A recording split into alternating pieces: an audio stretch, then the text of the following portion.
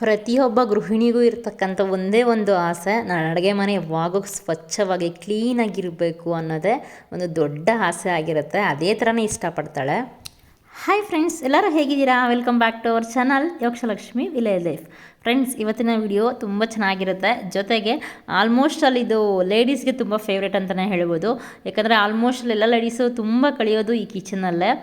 Kitchen ಒಂದು ಸ್ವಲ್ಪ ಚೆನ್ನಾಗಿರಬೇಕು, ನೋಡೋದಕ್ಕೆ ಅಚ್ಚುಕಟ್ಟಾಗಿರಬೇಕು ಅನ್ನೋದು ಎಲ್ಲರ ಒಂದು ಲೇಡೀಸ್ನ ಆಸೆ ಅಂತೂ ಆಗೇ ಆಗಿರುತ್ತೆ. ಸೊ ಅಟ್ ಪ್ರೆಸೆಂಟ್ ನಮ್ಮ ಕಿಚನ್ ಹೀಗಿದೆ, ನೀವು ನೋಡ್ತಿರ್ಬೋದು. ನಾನು ಲಾಸ್ಟ್ ವಿಡಿಯೋದಲ್ಲಿ ಒಂದು ವಿಡಿಯೋವನ್ನು ಶೇರ್ ಮಾಡ್ಕೊಂಡಿದ್ದೆ, ಕಿಚನ್ ಟೂರ್ ಅಂತ. ಅಲ್ಲಿ ಸುಮಾರು ಜನ ಶೆಲ್ಫ್ ಇರಬೇಕಿತ್ತು ಅಂತೆಲ್ಲ ಕಮೆಂಟ್ ಮಾಡಿದ್ದೀರಾ. ಬಟ್ ಅದು ಮುಂದಿನ ದಿನಗಳಲ್ಲಿ ಮಾಡಿಸ್ತೀವಿ. ಇವಾಗಿರೋ ಅಷ್ಟು ಎಷ್ಟಿದೆಯೋ ಅಷ್ಟಲ್ಲೇ ಅಡ್ಜಸ್ಟ್ ಮಾಡ್ಕೊಬೇಕಲ್ವಾ. ಇದು ಜೀವನ ಅಂದ್ರೇ ಹಾಗೆ, ಕೆಲವೊಂದು ಸಲ ಇರೋದ್ರಲ್ಲಿ ಅಡ್ಜಸ್ಟ್ ಮಾಡ್ಕೊಂಡು ಬದುಕ್ತಾ ಇರಬೇಕು ಅಷ್ಟೇ. ಇಷ್ಟಕ್ಕೂ ಇವತ್ತಿನ ಒಂದು ವಿಡಿಯೋದಲ್ಲಿ ನಾನು ನಮ್ಮ ಒಂದು ಕಿಚನ್ನ ಮೇಕ್ ಓವರ್ ಆಗಿರ್ಬೋದು, ಅಥವಾ ಆರ್ಗನೈಜೇಷನ್ ಅಂತಲೇ ಹೇಳ್ಬೋದು, ಅಥವಾ ಡೀಪ್ ಕ್ಲೀನಿಂಗ್ ಅಂತಲೇ ಹೇಳ್ಬೋದು. ಸೊ ಮೂರಲ್ಲಿ ಯಾವ್ದು ಹೇಳಿದ್ರೂ ತಪ್ಪಾಗಲ್ಲ ಅಂತ ಅನ್ಕೊತೀನಿ. ಅಟ್ ಪ್ರೆಸೆಂಟ್ ಹೀಗಿದೆ. ನಿಮಗೆಲ್ಲ ಗೊತ್ತು, ನಮ್ಮ ಮನೇಲಿ ಕಬೋರ್ಡ್ಸ್ ಆಗಿರ್ಬೋದು ಅಥವಾ ಎಕ್ಸ್ಟ್ರಾ ಶೆಲ್ಫ್ಸ್ ಆಗಿರ್ಬೋದು ಯಾವುದೂ ಇಲ್ಲ. ಆದರೆ ಇರೋದ್ರಲ್ಲೇ ಒಂದಷ್ಟು ಪ್ರಾಡಕ್ಟ್ಸನ್ನು ತರಿಸಿದ್ದೀನಿ ಮೀಶೋಯಿಂದ. ಅದನ್ನು ನಿಮ್ಮ ಹತ್ರ ಕೂಡ ಲಾಸ್ಟ್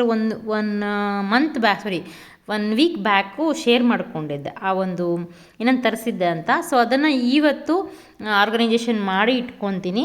ಇವತ್ತು ನನ್ನ ಮಗಳಿಗೆ ಹುಷಾರಿಲ್ಲ ಅಂದ್ಬಿಟ್ಟು ಸ್ಕೂಲ್ ರಜೆ ಹಾಕ್ಸಿದ್ದೆ. ಆದರೆ ಕೆಲಸ ಮಾಡ್ಬೇಕಾದ್ರೆ, ಎಕ್ಸ್ಪೆಷಲಿ ಈ ಥರ ಕೆಲಸಗಳು ಮಾಡ್ಬೇಕಾದ್ರೆ ಅವಳಿಗೆ ಸಖತ್ ಇಂಟ್ರೆಸ್ಟ್ ಇರುತ್ತೆ. ಈ ಆರ್ಗನೈಜೇಷನ್ ಆಗಿರ್ಬೋದು, ಮತ್ತು ಕೆಲವೊಂದೆಲ್ಲನೂ ಪ್ರಾಡಕ್ಟ್ಸ್ನ ಜೋಡಿಸೋದಾಗಿರ್ಬೋದು, ಈ ಥರ ಕೆಲಸಗಳಿಗೆ ಅವಳಿಗೆ ಸಿಕ್ಕಾಪಟ್ಟೆ ಇಂಟ್ರೆಸ್ಟ್ ಇರುತ್ತೆ. ಹಾಗಾಗಿ ನಾನು ಹೆಲ್ಪ್ ಮಾಡ್ತೀನಿ ಅಂತ ಬಂದಳು. ನೀವು ನೋಡ್ತಿರ್ಬೋದು, ಒಂದು ಈ ಮೂಲೆ ಇದೆಯಲ್ವಾ, ಆ ಮೂಲೆಯಲ್ಲಿ ಒಂದು ಸ್ಟ್ಯಾಂಡನ್ನು ಇಟ್ಟು ಹೇಗಿರುತ್ತೆ ಇಟ್ಟರೆ ಅಂತ ಅಂದ್ಕೊಂಡು ಇವತ್ತಿನ ಒಂದು ವಿಡಿಯೋದಲ್ಲಿ ಆರ್ಗನೈಸ್ ಮಾಡ್ಕೊತಿದ್ದೀನಿ. ಬಟ್ ನಿಜ ಹೇಳ್ತೀನಿ, ಇನ್ನೂ ಕಿಚನ್ಗೆ ಸಾಕಷ್ಟು ಪ್ರಾಡಕ್ಟ್ಸ್ಗಳನ್ನು ನಾನು ತರಿಸ್ಬೇಕು. ತರಿಸೋದಕ್ಕೆ ಬಜೆಟ್ ಪ್ರಾಬ್ಲಮ್ಸು, ಜೊತೆಗೆ ಬರೀ ಇದಕ್ಕೆ ಇನ್ವೆಸ್ಟ್ ಮಾಡಿಬಿಟ್ರೆ ಬೇರೆ ಎಲ್ಲ ಬೇಸಿಕ್ ನೀಡ್ಸ್ ಎಲ್ಲ ಏನಪ್ಪ ಮಾಡೋದು ಅನ್ನೋ ಯೋಚನೆ. ಹಾಗಾಗಿ ಮುಂದಿನ ದಿನಗಳಲ್ಲಿ ಆದಷ್ಟು ಎಷ್ಟು ತರಿಸ್ತೀನೋ ಅಷ್ಟನ್ನು ನಿಮ್ಮ ಹತ್ರ ಆರ್ಗನೈಸ್ ಮಾಡಿ ನಿಮಗೆ ವಿಡಿಯೋಗಳನ್ನು ಶೇರ್ ಮಾಡ್ಕೊತೀನಿ, ಆಯಿತಾ?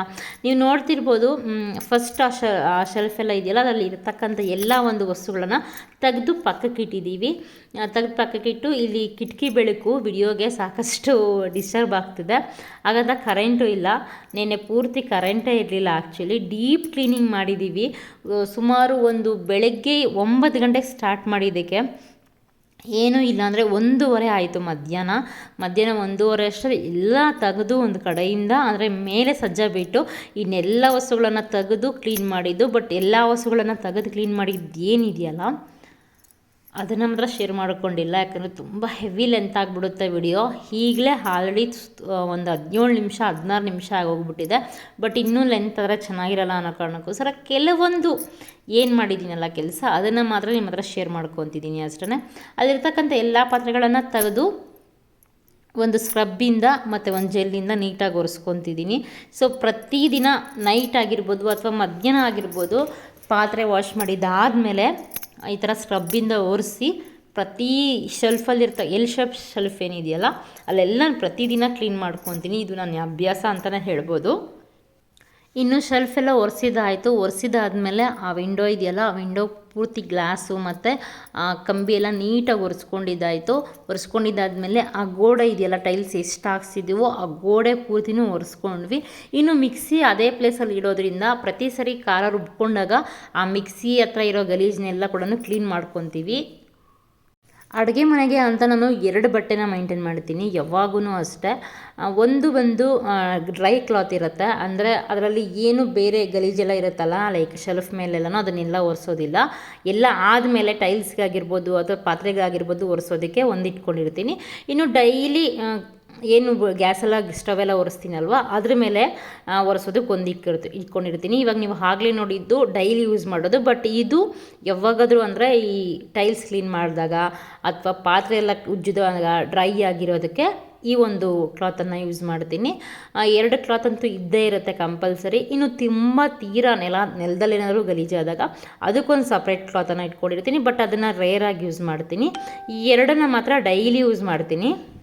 ಇನ್ನು ಅಡುಗೆ ಮನೆಯಲ್ಲಿ ಯೂಸ್ ಮಾಡ್ತಕ್ಕಂಥ ಬಟ್ಟೆಗಳಿದೆಯಲ್ಲ, ಇದನ್ನು ಕೂಡ ಹೇಳ್ತಿರ್ತಾರೆ ನಾವು ಹಳೇದನ್ನು ಯೂಸ್ ಮಾಡಬಹುದು ಅಂತ. ಬಟ್ ನಾನು ಕೇಳಿರೋ ಪ್ರಕಾರ ಇತ್ತೀಚೆಗೆ ನಮ್ಮ ಮನೇಲಿ ಇರ್ತಕ್ಕಂಥ ಹಳೇದನ್ನು ಯೂಸ್ ಮಾಡೋರೆ ತುಂಬ ಒಳ್ಳೇದಲ್ಲ ಅಂತ ಹೇಳ್ತಿರ್ತಾರೆ.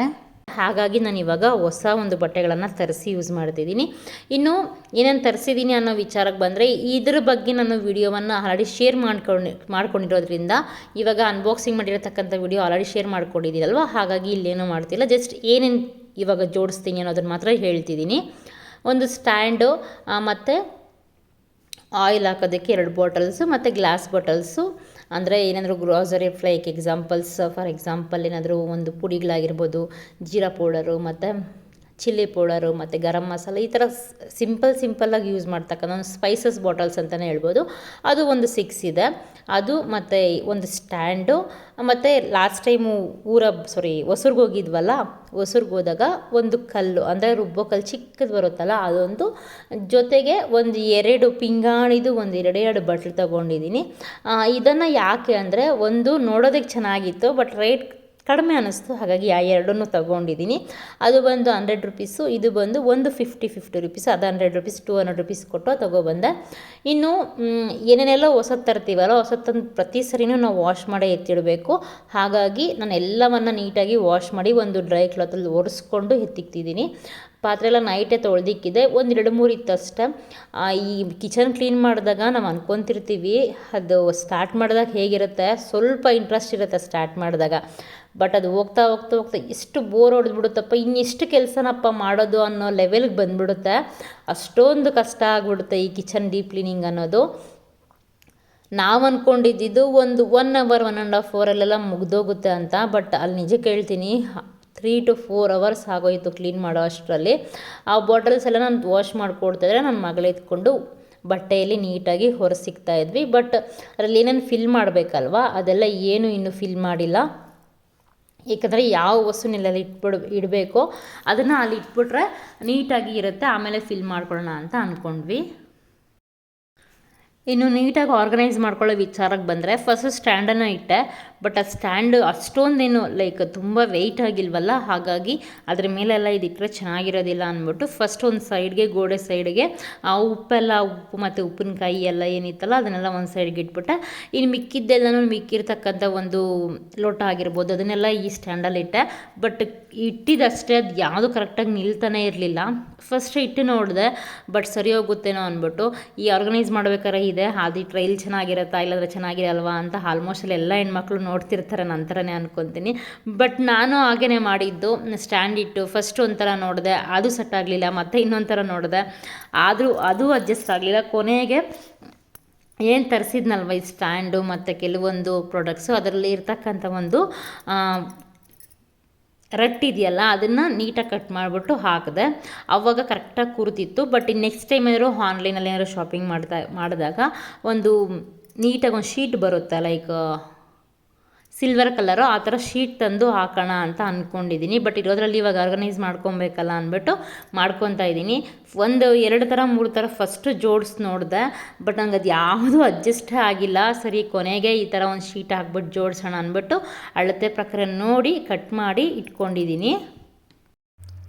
ನೀಟಾಗಿ ಆ ಶೀಟನ್ನು ಕಟ್ ಮಾಡಿ ಹಾಕಿದೆ. ಇಲ್ಲಿ ಕೆಲವೊಂದಿನ ತೊಗೊಂಡಿದ್ದೀನಲ್ಲ, ಇದೆಲ್ಲ ನಾನು ಹಳೆ ಮನೇಲಿದ್ದಾಗೆ ತೆಗೆದುಕೊಂಡು ಇಟ್ಕೊಂಡಿದ್ದೆ. ಈ ಜಾತ್ರೆಗೆ ಅಲ್ಲೆಲ್ಲ ಹೋದಾಗ ಕೆಲವೊಂದು ಐಟಮ್ಸನ್ನು ತೊಗೊಂಡು ಇಟ್ಕೊಂಡಿದ್ದೆ. ಬಟ್ ಅವಾಗ ಅನಿಸ್ತಿತ್ತು, ಇವಾಗ ಅನಿಸ್ತಿದೆ ಎಲ್ಲ ತೊಗೊಂಡು ಇಟ್ಕೊಂಡಿದ್ರೆ ಚೆನ್ನಾಗಿರ್ತಿತ್ತು ಅಂತ. ಬಟ್ ನನಗೇನಂದರೆ ಹೊಸ ಮನೆಗೆ ಹೋದ್ಮೇಲೆ ತೊಗೊಬೇಕು, ಹೊಸ ಮನೆಗೆ ಹೋಗ್ಮೇಲೆ ತೊಗೊಬೇಕು ಅಂತ ಅಂದ್ಕೊತಿದ್ದೆ. ಬಟ್ ಇವಾಗ ಅನಿಸ್ತಿದೆ, ಈಗಿರ್ತಕ್ಕಂಥ ಕಮಿಟ್ಮೆಂಟ್ಸ್ಗೆ ಏನು ತೊಗೊಳ್ಳೋದಪ್ಪ, ಹೀಗೆ ಇದ್ಬಿಡೋಣ ಅಂತ ಕೆಲವೊಂದ್ಸಲ ಅನಿಸುತ್ತೆ. ಅಟ್ ದ ಸೇಮ್ ಟೈಮ್ ಅನಿಸುತ್ತೆ ಅದು ತೊಗೊಬೇಕಿತ್ತು, ಇದು ತೊಗೊಬೇಕಿತ್ತು. ಸರಿ, ಏನೇ ತೊಗೊಬೇಕಾದ್ರೂ ನಮಗೆ ಮೇಜರಾಗಿ ಬೇಕಾಗಿರ್ತಕ್ಕಂಥದ್ದು ಅಮೌಂಟ್ ಇಲ್ಲಾಂದರೆ ಏನು ತೊಗೊಳೋದಕ್ಕೆ ಆಗೋದಿಲ್ಲ. ಕೆಲವೊಂದು ಟೈಮಲ್ಲಿ ಇರೋ ಪರಿಸ್ಥಿತಿನ ಅರ್ಥ ಮಾಡಿಕೊಂಡು ಇದ್ಬಿಡಬೇಕು ಅಷ್ಟೇ. ಆದರೂ ಬೇಸಿಕ್ಕಾಗಿ ಬೇಕೇ ಆಗಿರ್ತಕ್ಕಂಥ ಕೆಲವೊಂದು ಐಟಮ್ಸ್ಗಳನ್ನು ನಾನು ತೆಗೆದುಕೊಂಡಿದ್ದೀನಿ. ಇನ್ನು ವುಡನ್ ಸ್ಟ್ಯಾಂಡನ್ನು ತೊಗೊಬೇಕು. ಅದನ್ನು ತಗೊಂಡ್ಮೇಲೆ ಸ್ವಲ್ಪ ಇನ್ನೂ ಅಡುಗೆ ಮನೆ ಚೆನ್ನಾಗಿ ಬರುತ್ತೆ. ಮತ್ತು ಗ್ರೋಸರಿ ಎಲ್ಲ ಫಿಲ್ ಮಾಡೋದಕ್ಕೆ ಒಂದೇ ಥರ ಇರ್ತಕ್ಕಂಥ ಬಾಕ್ಸಸನ್ನು ತೊಗೊಂಡ್ರೆ ಒಂದು ಲುಕ್ ಚೇಂಜ್ ಆಗ್ಬೋದು ಅನ್ನೋದು ನನ್ನ ಅಭಿಪ್ರಾಯ. ಸೊ ನನಗೆ ಕಿಚನ್ ತುಂಬ ಎಲ್ಲ ವಸ್ತುಗಳನ್ನು ಇಟ್ಬಿಟ್ಟು ನೋಡಿದ್ರೆ ಒಂಥರ ಅನಿಸ್ಬಿಡುತ್ತೆ. ಹಾಗಾಗಿ ಏನೇ ಇರಲಿ ಅದನ್ನು ಒಂದು ಕಡೆ ನೀಟಾಗಿ ಆರ್ಗನೈಸ್ ಮಾಡ್ಕೊಳ್ಳೋದು ನನಗಿಷ್ಟ. ಈ ಎಕ್ಸ್ಪೆಷಲಿ ಇವಾಗೆಲ್ಲ ಜಾಸ್ತಿ ಮನೆ ಪ್ಲಾಸ್ಟಿಕ್ ಬಾಕ್ಸಸ್ ಇರೋದ್ರಿಂದ ಅದೆಲ್ಲ ಒಂದೇ ಕಲ್ಲರು ಒಂದೇ ಥರ ಇದ್ದರೆ ನೋಡೋದಕ್ಕೆ ಚೆನ್ನಾಗಿರುತ್ತೆ. ಬಟ್ ಇವಾಗ ಅದನ್ನು ತೊಗೊಂಡ್ಮೇಲೆ ಇದನ್ನು ತೆಗೆದು ಪಕ್ಕಿಡೋಣ ಅಂದ್ಬಿಟ್ಟು ಇರೋದ್ರಲ್ಲೇ ಅಡ್ಜಸ್ಟ್ ಮಾಡಿಟ್ಟಿದ್ದೀನಿ. ಇನ್ನೂ ವುಡನ್ದು ಅಂದರೆ ಲಾಸ್ಟ್ ಟೈಮ್ ಡಿಮಾರ್ಟ್ಗೆ ಹೋಗಿದ್ವಲ್ಲ ಆವಾಗ ಇದನ್ನು ತೊಗೊಂಡು ಬಂದಿದ್ದೆ. ಆ್ಯಕ್ಚುಲಿ ಇನ್ನೊಂದಿದೆ ನಮ್ಮ ಮನೇಲಿ ಚಪಾತಿ ಮಾಣೆ, ಇವಾಗ ಮುದ್ದೆ ಎಲ್ಲ ಅದರಲ್ಲೇ ಮಾಡ್ತಾ ಇರೋದು. ಬಟ್ ಇದು ತರಕಾರಿ ಎಲ್ಲ ಕಟ್ ಮಾಡ್ಕೊಳ್ಳೋಕ್ಕೆ ಇರಲಿ ಅಂದ್ಬಿಟ್ಟು ಒಂದು ಚಿಕ್ಕದನ್ನು ತೊಗೊಂಡಿದ್ದೀನಿ. ನೆಕ್ಸ್ಟ್ ನನಗೆ ಸ್ಟೀಲ್ ತೊಗೊಬೇಕು ಅಂತ ಇಷ್ಟ. ಬಟ್ ನೋಡೋಣ, ಸ್ಟೀಲ್ ತೊಗೊಂಡ್ರೆ ಇನ್ನೂ ಚೆನ್ನಾಗಿರುತ್ತೆ. ಯಾಕಂದರೆ ಮರದಕ್ಕಿಂತ ಸ್ಟೀಲ್ ತೊಗೊಂಡ್ರೆ ಇನ್ನೂ ಚೆನ್ನಾಗಿರುತ್ತೆ. ಬಟ್ ಮುದ್ದೆ ಮಾಡೋದಕ್ಕೆಲ್ಲನೂ ಮರದ್ದೇ ಚೆನ್ನಾಗಿರುತ್ತೆ. ನಮ್ಮ ಹಳೆ ಮನೆಯಲ್ಲಿ ಇವಾಗಲೂ ಸಹ ಮುದ್ದೆ ಮಾಡೋದು ದೊಡ್ಡದು ಒಂದು ಕಲ್ಲು ಬಂಡೆ ಬರುತ್ತಲ್ಲ ಅದಿದೆ. ಬಟ್ ಅದನ್ನು ಇಳಿಸೋಕ್ಕೆ ಮತ್ತು ಎತ್ತೋಕ್ಕೆ ಸ್ವಲ್ಪ ಕಷ್ಟ ಅಂತ ನಾವು ಅದನ್ನು ಅಲ್ಲೇ ಬಿಟ್ಟು ಬಂದಿದ್ದೀವಿ.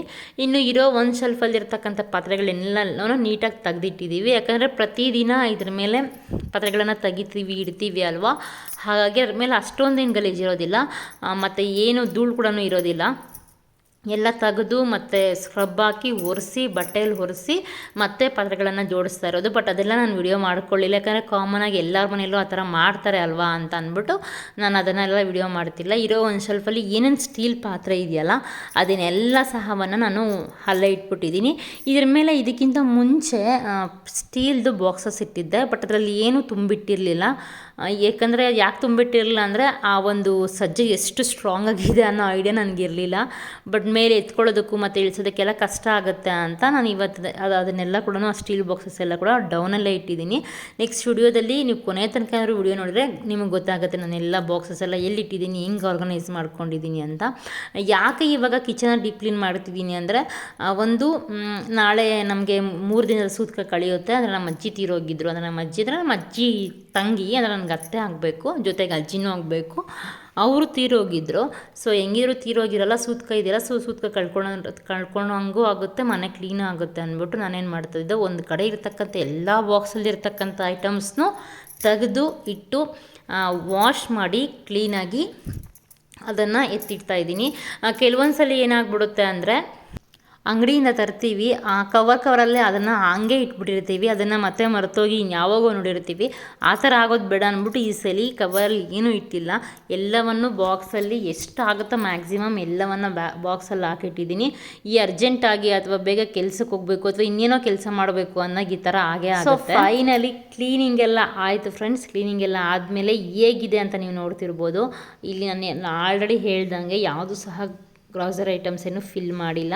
ಫಿಲ್ ಮಾಡಿದ್ದಾದಮೇಲೆ ಒಂದ್ಸಲಿ ವಿಡಿಯೋ ಮಾಡಿ ಬೇಕಾದ್ರೆ ಅಪ್ಲೋಡ್ ಮಾಡ್ತೀನಿ. ಇವಾಗ ಅಟ್ ಪ್ರೆಸೆಂಟ್ ನಾನು ಹೇಳಿದ್ನಲ್ಲ ಕೆಲವೊಂದು ತೊಗೊಬೇಕು, ತೊಗೊಂಡಾಗ ಇನ್ನು ಸ್ವಲ್ಪ ಲುಕ್ ಚೇಂಜ್ ಆಗ್ಬೋದು. ಬಟ್ ಅಟ್ ಪ್ರೆಸೆಂಟ್ ಅಂತೂ ಅಡುಗೆ ಮನೆ ಈ ಥರ ಇದೆ. ನಿಮಗೆಲ್ಲ ಏನು ಅನ್ನಿಸ್ತು ಅಂತ ತಪ್ಪದೆ ಕಾಮೆಂಟ್ ಮಾಡಿ ತಿಳಿಸಿ. ಎಲ್ಲರಿಗೂ ಸಹ ಒಂದು ಏನು ಕ್ಲೀನಾಗಿರಲ್ಲ ಗೊತ್ತಿಲ್ಲ. ಎಸ್ಪೆಷಲಿ ಹೆಣ್ಮಕ್ಳಿಗೆ ಅಡುಗೆ ಮನೆ ಯಾವಾಗೂ ನೀಟಾಗಿ ಕ್ಲೀನಾಗಿ ಇಟ್ಕೊಬೇಕು ಅನ್ನೋದು ಅವ್ರ ಆಸೆ ಆಗಿರುತ್ತೆ. ಯಾಕಂದರೆ ಇರೋದೇ ನಾವು ಅಡುಗೆ ಮಾಡೋದು ಮತ್ತು ನಮ್ಮ ಆರೋಗ್ಯ ಎಲ್ಲವನ್ನು ಪ್ರತಿಯೊಂದು ಕೂಡ ಡಿಪೆಂಡ್ ಆಗೋದು ನಾವು ಅಡುಗೆ ಮನೆ ಹೇಗೆ ಕ್ಲೀನಾಗಿ ಇಟ್ಕೊತೀವಿ ಅನ್ನೋದ್ರ ಮೇಲೆ. ಹಾಗಾಗಿ ನಾನು ಜಾಸ್ತಿ ಅಡುಗೆ ಮನೆಯಲ್ಲೇ ಟೈಮ್ ಕಳೀತಾ ಇರ್ತೀನಿ. ಇದಿಷ್ಟು ಫ್ರೆಂಡ್ಸ್ ಇವತ್ತಿನ ವಿಡಿಯೋ. ನಾನು ಹೇಳಿದ್ನಲ್ಲ ಸ್ಟೀಲ್ಡ್ ಬಾಕ್ಸಸ್ ಎಲ್ಲ ಕೂಡ ನಾನು ಡೌನಲ್ಲಿ ಇಟ್ಟಿದ್ದೀನಿ ಅಂತ ನೀವು ನೋಡ್ತಿರ್ಬೋದು. ಎಲ್ಲ ಡೌನಲ್ಲೇ ಇಟ್ಟಿದ್ದೀನಿ. ನೆಕ್ಸ್ಟ್ ವುಡನ್ ರ್ಯಾಕ್ ಏನಾದರೂ ತೊಗೊಂಡ್ರೆ ಅದನ್ನೆಲ್ಲ ಕೂಡ ಅಲ್ಲಿ ಇಟ್ಬಿಡ್ತೀನಿ. ಇದಿಷ್ಟು ಫ್ರೆಂಡ್ಸ್ ಇವತ್ತಿನ ವಿಡಿಯೋ ಹೇಗಂತ ತಪ್ಪದೆ ಕಮೆಂಟ್ ಮಾಡಿ ತಿಳಿಸಿ. ನೆಕ್ಸ್ಟ್ ವಿಡಿಯೋದಲ್ಲಿ ಮತ್ತೆ ಸಿಗ್ತೀನಿ. ನಿಮಗೆ ಯಾವ ಥರ ವಿಡಿಯೋ ಬೇಕು ಮತ್ತು ಯಾವ ರಿಲೇಟೆಡ್ ವಿಡಿಯೋ ಬೇಕು ಅನ್ನೋದನ್ನು ಕೂಡ ನನಗೆ ಕಮೆಂಟ್ ಮಾಡಿ ತಿಳಿಸಿ. ಆ ಥರದ ವಿಡಿಯೋಗಳನ್ನು ಮಾಡೋದಕ್ಕೆ ಟ್ರೈ ಮಾಡ್ತೀನಿ ಅಂತ ಹೇಳ್ತಾ ನೆಕ್ಸ್ಟ್ ವಿಡಿಯೋದಲ್ಲಿ ಮತ್ತೆ ಸಿಗ್ತೀನಿ. ಎಲ್ಲರಿಗೂ ಒಳ್ಳೆಯದಾಗಲಿ. ಬಾಯ್, ಟೇಕ್ ಕೇರ್, ಖುಷಿಯಾಗಿರಿ ಅಂತ ಹೇಳ್ತಾ ವಿಡಿಯೋವನ್ನು ಮುಗಿಸ್ತೀನಿ. ನೆಕ್ಸ್ಟ್ ವಿಡಿಯೋದಲ್ಲಿ ಮತ್ತೆ ಸಿಗ್ತೀನಿ.